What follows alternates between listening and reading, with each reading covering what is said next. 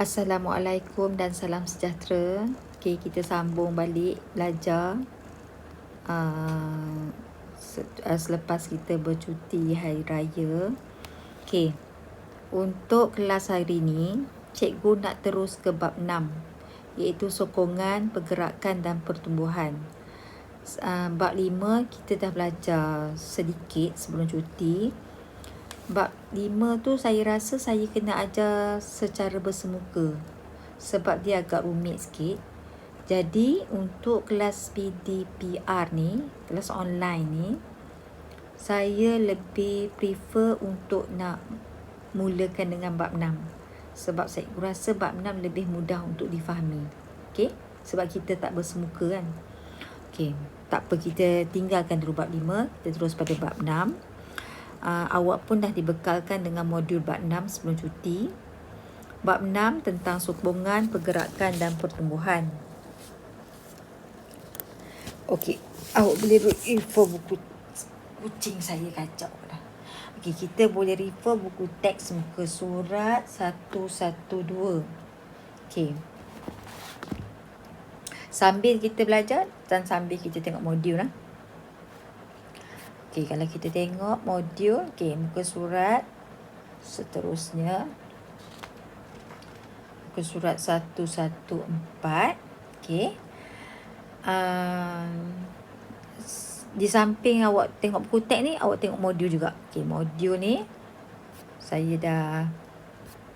Okey. Modul untuk bab 6, muka surat pertama.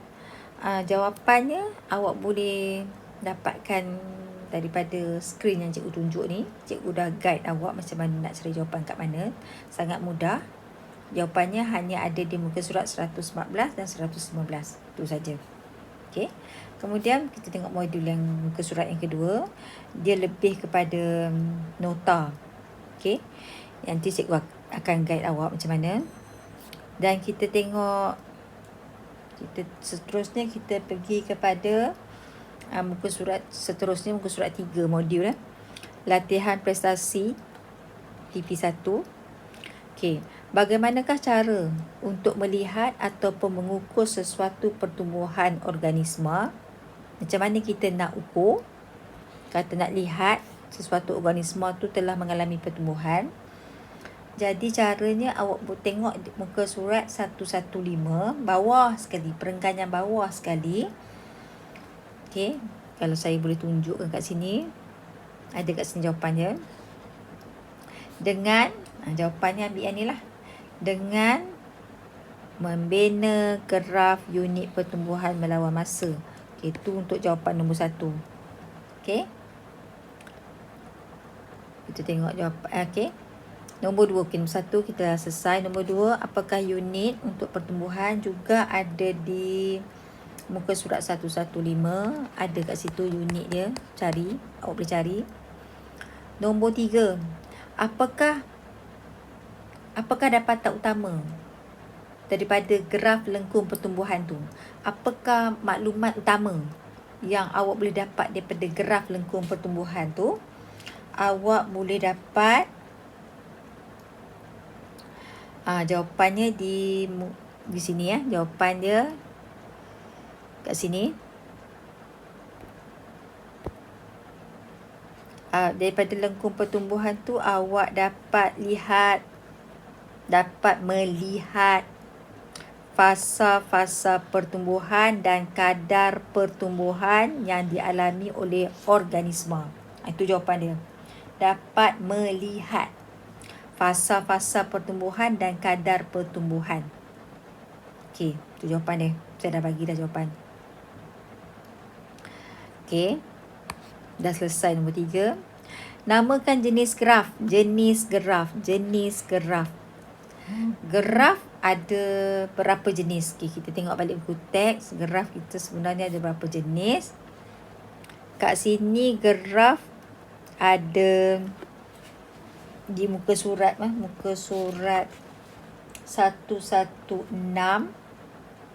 Kat sini kita boleh dapat ada 2 jenis graf kan. Graf yang ni dengan graf yang macam ni, betul tak? Kan? Graf yang pertama ni, yang atas ni adalah berbentuk sigmoid. Itu jawapan dia. Graf berbentuk sigmoid ini adalah khas untuk haiwan yang berangka dalam. Ini untuk haiwan yang berangka dalam. Graf bentuk sigmoid. Untuk yang macam bentuk tangga ni, nampak macam tangga-tangga ni, dia lebih kepada haiwan yang berangka luar. Okey. Berbentuk tangga. So ada dua bentuk. Satu bentuk sigmoid, satu bentuk tangga. Bentuk tangga untuk haiwan yang berangka luar. Rangka luar. Okey. So kena pastilah kuda ni rangka dalam ke rangka luar. Belalang ni rangka dalam ke rangka luar. So dapat jawapan. Okey, nombor 5.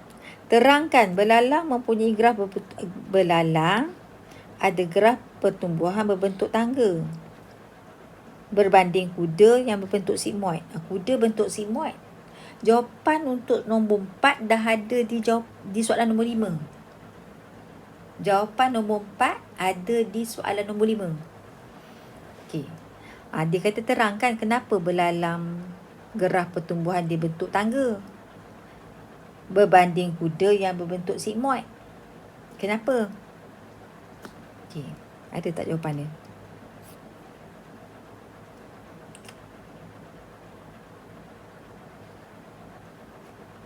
Jawapan dia ada kat sini. Belalang bentuk tangga sebab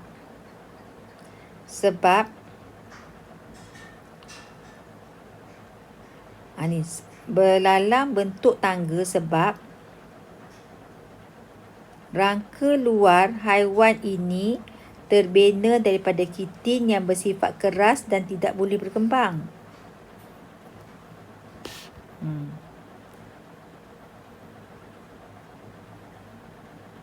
Kerana belalang mempunyai rangka yang rangka belalang ni terbina daripada kitin yang bersifat keras dan tidak boleh berkembang. Kuda pula tak ada kat sini. Awak terangkan untuk belalang pula. Awak terangkan. Okey, sekejap.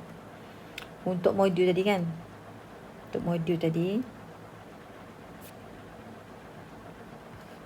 Okeylah, nombor 5 ni kita simpan dulu. Nanti saya akan terangkan. Nombor 5 ni kita simpan dulu. Okey. Bagaimanakah haiwan berangka luar mengalami pertumbuhan? Haiwan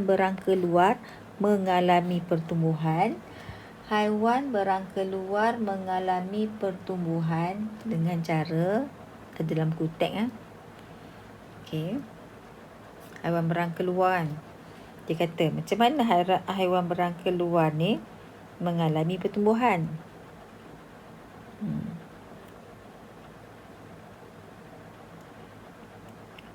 Mengalami pertumbuhan dengan cara proses penanggalan kulit yang dipanggil ekdisis. Ini jawapan dia. Dengan cara mengalami proses penanggalan kulit iaitu ekdisis. Haiwan berangka luar ni, dia nak membesar, dia kena salin kulit. Proses salin kulit tu nama dia ekdisis. Bagaimanakah haiwan berangka luar mengalami pertumbuhan? Dengan cara menyalin kulit. Dalam kurungan ekdisis.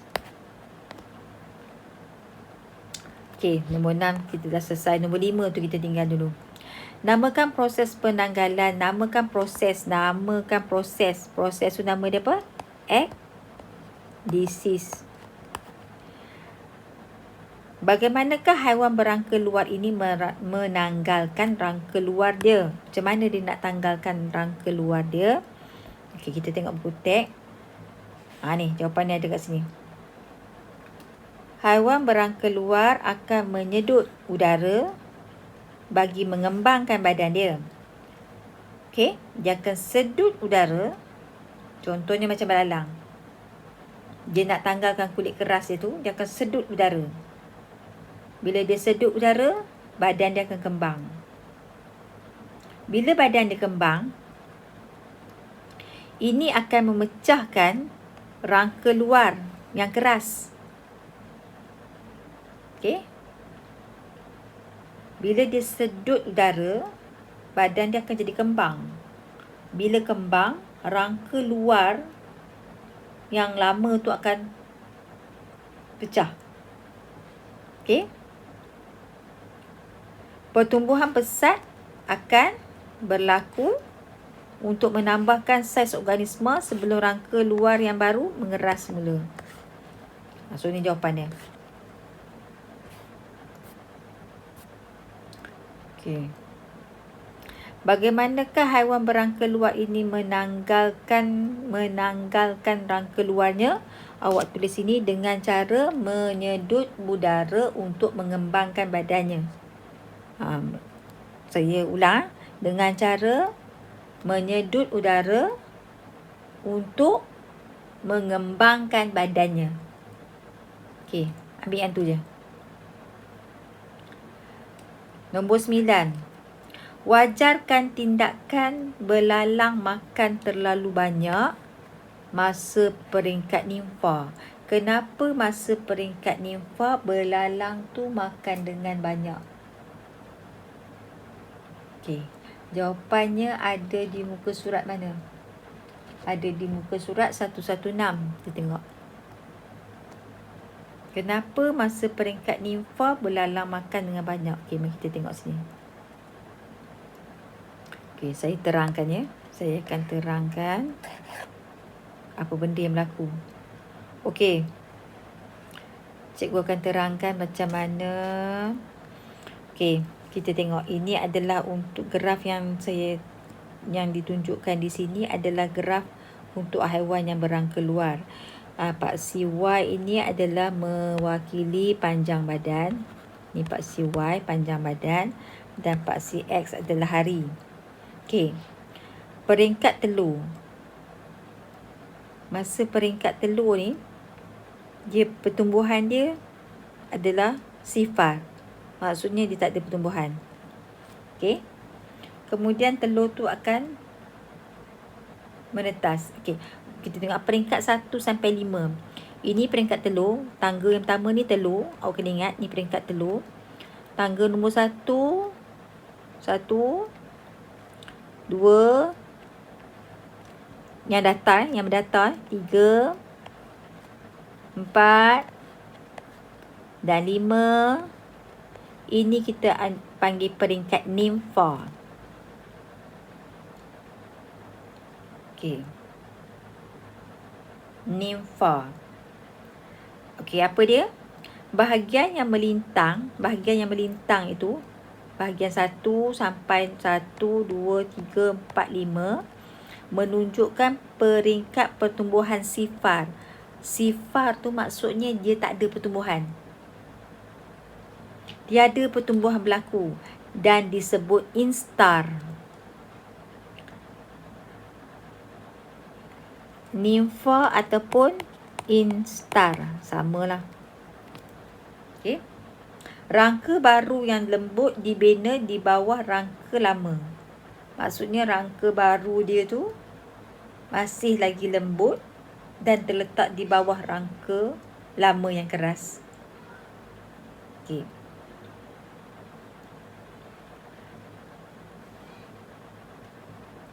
Okey.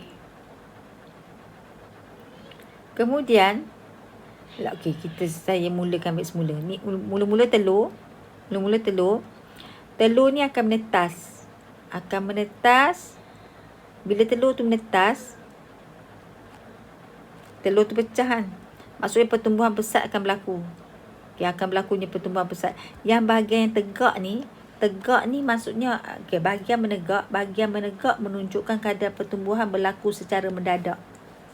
Yang tegak ni adalah kadar pertumbuhan berlaku secara cepat. Sebab tu dia tegak. Yang bahagian melintang ni adalah kadar pertumbuhan dia kosong, sifar, tak ada berlaku. Dan peringkat yang mendatar ni kita panggil instar ataupun nimfa. Sampailah akhirnya dia dewasa.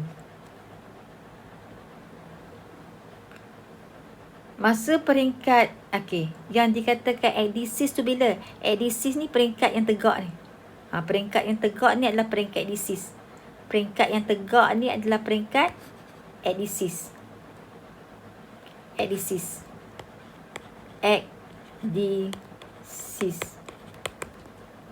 Ekdisis tu peringkat yang tegak.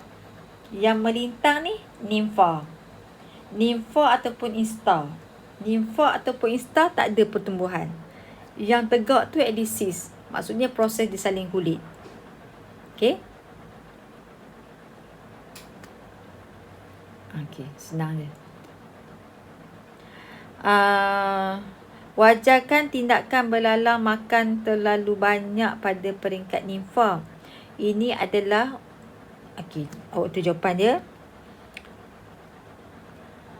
Sebab wajarkan ni sebab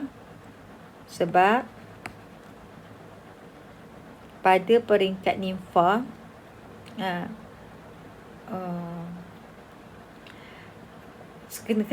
kenapa masa peringkat nimfa tu dia kena makan dengan banyak? Sebab dia perlu untuk menyimpan. Sebab pada peringkat ini belalang perlu menyimpan tenaga yang banyak untuk proses salin kulit yang akan berlaku selepas ini. Itu jawapan dia. Sebab pada peringkat ini belalang perlu menyimpan tenaga yang banyak untuk proses menyalin kulit selepas itu. Lepas tu dia kena makan banyak. Dia makan banyak, disimpan tenaga untuk dia nak proses salin kulit lepas tu. Nombor 10. Namakan jenis lengkung pertumbuhan. Yang ni bentuk apa? Yang ni bentuk apa?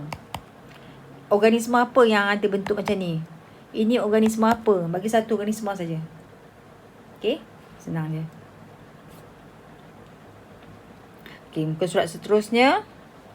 Raja 1 menunjukkan graf lengkung pertumbuhan bagi suatu organisma X. Organisma X, tak tahu organisma apa. Jadi awak boleh teka kan, organisma X ni organisma yang ada rangka luar.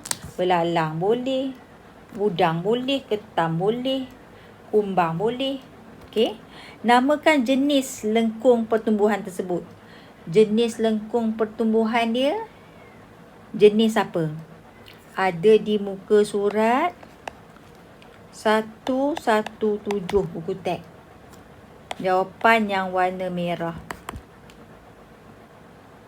Jenis lengkung pertumbuhan. Jenis apa? Lengkung pertumbuhan ada berapa? 2 kan?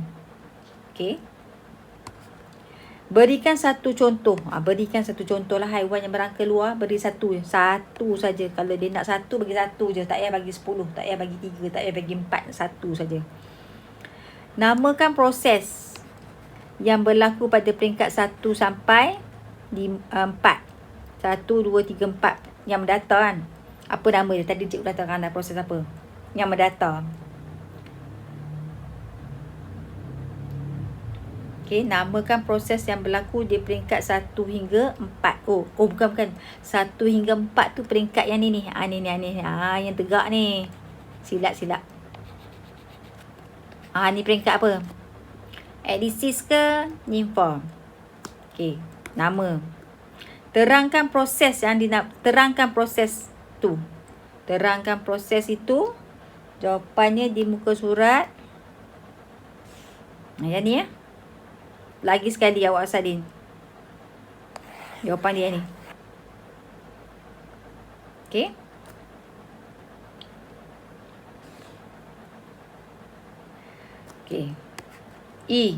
Terangkan alasan.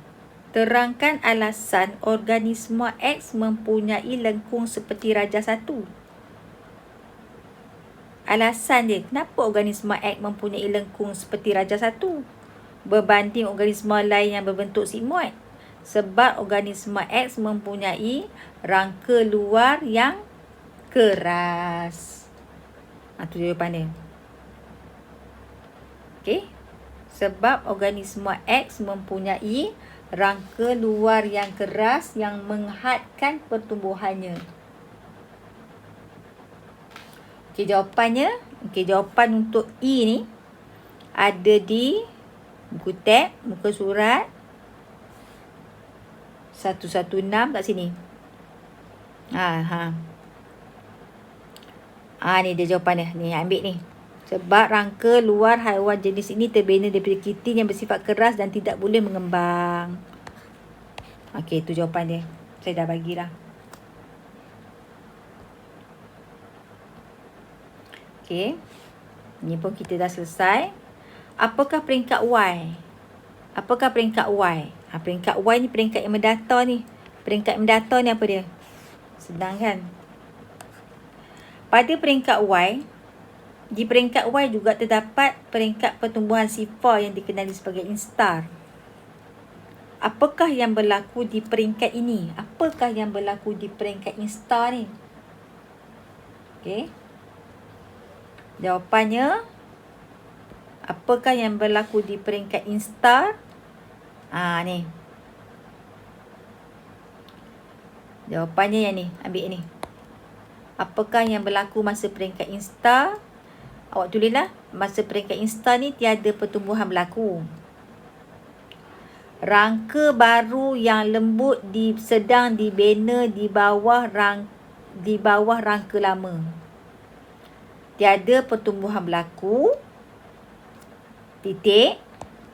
Rangka baru yang lembut sedang dibina di bawah rangka lama. Rangka baru yang lembut sedang dibina di bawah rangka lama. Itu jawapan dia. Okey. Kita dah selesai untuk muka surat ni. Jawapan semua saya dah guide awak. Okey, seterusnya. Okey, Rajah 2.1 menunjukkan satu lengkung pertumbuhan suatu organisma. Okey, instar, edisis, telur, nimfa dewasa. So, dia suruh kita isikan tempat kosong. P apa? Yang ni apa? Awak boleh refer gambar rajah di muka surat 116. Muka surat 116. Boleh tengok gambar rajah tu. Okey, nombor 2 settle. Nombor 3, padankan keadaan yang berlaku di P dan Q. Okey, padankan. Buat garisan. P ni yang mendata. P yang mendata. Q yang menegak. So, apa yang berlaku? Gariskan saja. Okay, senang. Namakan satu contoh organisma yang mempunyai lengkung pertumbuhan seperti gambar rajah 2.1. Satu contoh. Bagi satu saja. Satu sahaja. C. Tandakan right bagi jenis haiwan yang mempunyai lengkung pertumbuhan pada rajah 2.1. Okey, haiwan apa? Tandakan right bagi jenis sokongan. Okey, yang mana? Tandakan satu je right. Okey. Okey, ni settle senang. Rajah 2.2 menunjukkan suatu organisma X. Buaya kan? Buaya rangka dalam. Lakarkan lengkung pertumbuhan bagi organisma X. Buaya ni lakarkan lengkung pertumbuhan. So, awak tengok balik muka surat 116. Nak pilih yang mana? Nak pilih yang 6.1 ke nak pilih yang 6.2? Pilih 6.1 ataupun 6.2. Muka surat 116. Okey, mudah. Okey, seterusnya jadual 3 menunjukkan lengkung pertumbuhan 5 ekor nimfa dan seekor belalang dewasa mengikut masa. Okey. Ni. Hari pertama sampai hari kelima berapa panjang dia? Ambil pembaris ni, boleh kira. Apa? 0 point berapa ni? 0 point berapa? Satu sengatan ni berapa? Ini 0.2, 0.4, 0.6, 0.8. So, 0.8. Yang ni awak kira sendiri. Okey, awak kira. Tulis jawapan kat sini. Ni yang warna merah ni. Yang warna merah ni kena tulis jawapan. Awak kira sendiri. Okey. Dah lengkapkan jadual 3. Okey, dah lengkap dah. Plotkan dapatan panjang organisma tersebut kepada lengkung pertumbuhan. Jadi awak buatlah graf. Okey. Panjang masa. Plotkan dapatan panjang organisma tersebut kepada lengkung pertumbuhan ni. So buat graf apa? Nak buat graf apa sesuai? Graf garis. Sebab panjang nombor, masa pun nombor. So buat bentuk macam mana? Rasa-rasa. Nyatakan jenis lengkung. Jenis lengkung. Okey. Jenis lengkung 6.1 ke jenis lengkung 6.2? 6.1 bentuk sigmoid. 6.2 bentuk tangga. So pilih sigmoid ataupun tangga. Yang mana satu? Awak buatlah graf ni. Bubuh skala dia. Bubuh nombor. Nombor apa. Ni pun nombor. Buatlah bentuk dia macam mana. Bentuk macam mana. Bentuk macam. Buatlah bentuk dia. Nanti awak dah akan dapat. Okey. Ni hari. Hari pertama sampai hari 30. Hari yang pertama sampailah hari yang ke-30. So, sini padam.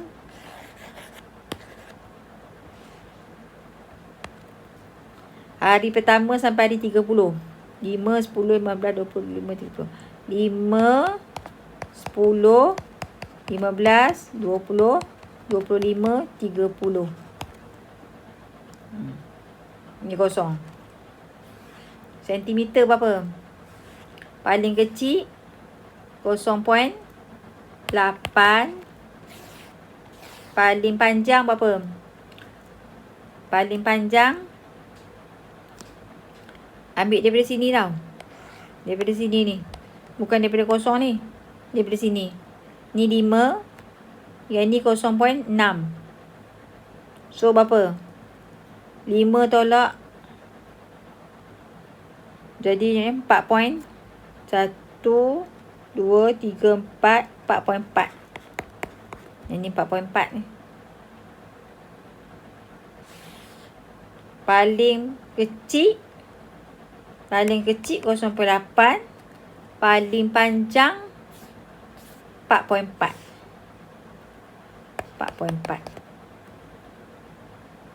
So, boleh kira lah. Boleh buat lah ni berapa.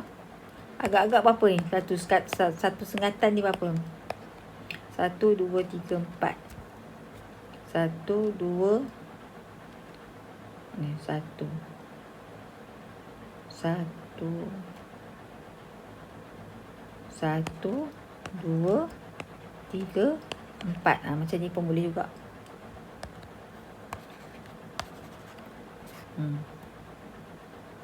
Buat skala macam ni. 5, 6. Okey. Awak buatlah graf ni. Okey.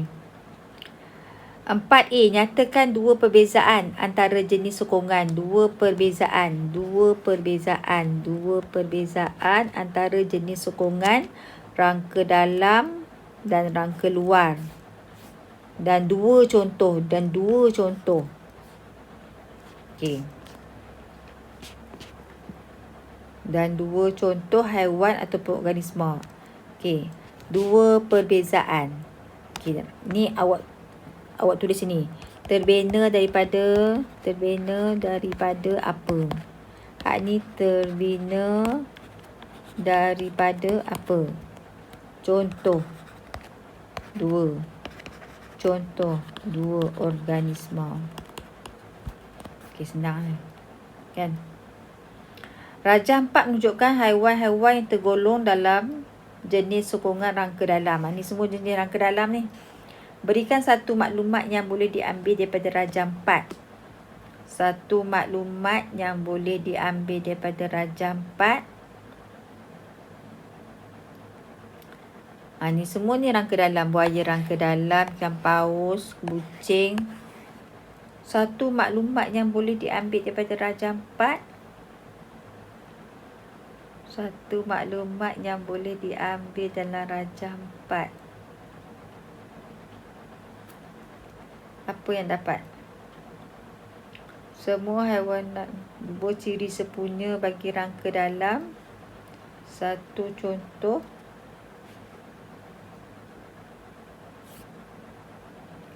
Okey. Untuk soalan nombor 4B ni, untuk soalan 4B ni, yang ni kita simpan dulu. Jadi tinggalkan dulu. Tinggalkan dulu. Nanti kita bincang kemudian. Ya. Okey, itu saja untuk hari ni.